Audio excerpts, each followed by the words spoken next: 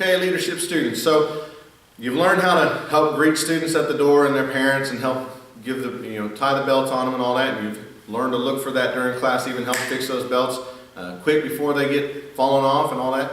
You've hopefully learned how to expand your mind a little bit and expand your vision, not be so laser focused just on one student right in front of you, but take into account the entire class and watch everybody as they're moving. Or maybe if we've got multiple assistants helping out in one class, maybe you've been assigned one group of students. You watch this line or this group belt, belt color or something like that.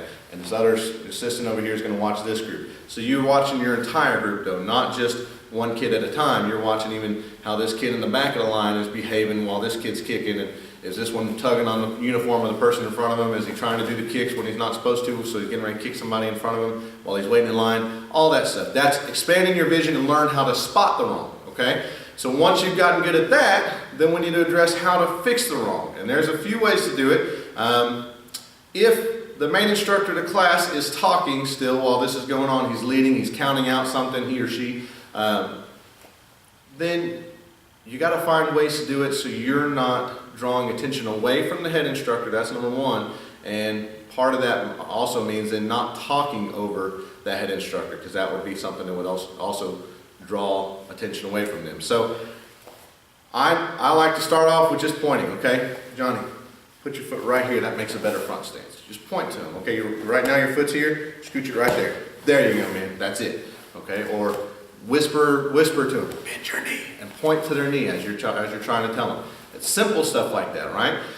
After pointing them, maybe that doesn't get the message across to them, or you point to this hand or you show them, then demonstrate for them, okay? If they're not getting what you're doing, pointing at that hand because their hand's like this and it needs to be like that, then demonstrate. Show them like this. Or show them what that stance is supposed to look like. Do it like me. And join in for about a second or two, join in with them and do what the class is doing, then get right back out of the way, because you've got to watch more students than just that one. But that's another way, that's a secondary way you can try to fix it, by demonstrating. If neither one of those are working right, and maybe you got somebody who's just having a hard time understanding this drill or this concept, whatever it is, or they seem like they're always a half step behind somewhere, then you can, if the drill's moving on fast, we stepped and punched with this hand, they had the wrong hand out, and by the time you got there to try to fix the next hand, they stepped and punched, now they got still the wrong hand out, but it's the other wrong hand now.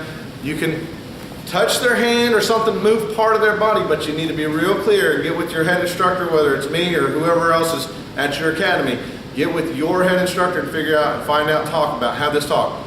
What is appropriate touching if I need to move their body position around? I'm not going to grab their whole leg or anything and try to move position the whole leg. I might tap their knee, bend that knee. I might tap, with my toes, I might tap their foot and say, move those toes right there, or turn them this way.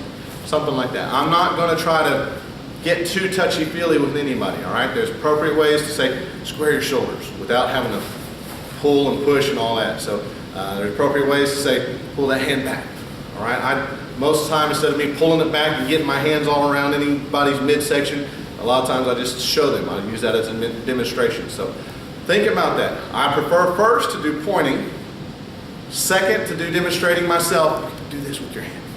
Or not here, right? Do the demonstration, show them like that.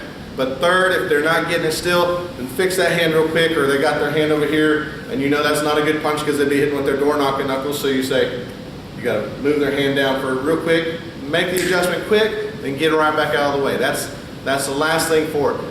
I kind of hit on this a couple times, I kind of quickly said this phrase, but it's really important also while you're learning how to expand your vision, while you learn how to spot the wrong and how to fix the wrong, then learn to do it and do it quickly. So quietly is one thing, yes. So you're not disrupting everybody else around and you're not taking away from the head instructor, but quickly. So you see something, hopefully you've learned this lesson, stand off to the sides. Don't stand up in the front of the room, because that's where the head instructor is, right? The head instructor's up here and he doesn't need 2 or 3 people around him just standing there looking at everybody like this. I don't appreciate that. So stand off to the side, maybe to the back, out of their normal view. That way the focus is on the head instructor. But when you see something wrong, get in, fix it real quick, and get right back out. So those are the 4 lessons I think I can try to pass on to you right now as far as learning how to fix the wrong. First I try to point. This is what you need to fix. Quiet too the whole time. Second is try to demonstrate, not over here, over here. Okay. Third is, if you've got to do it, then move a part of their body.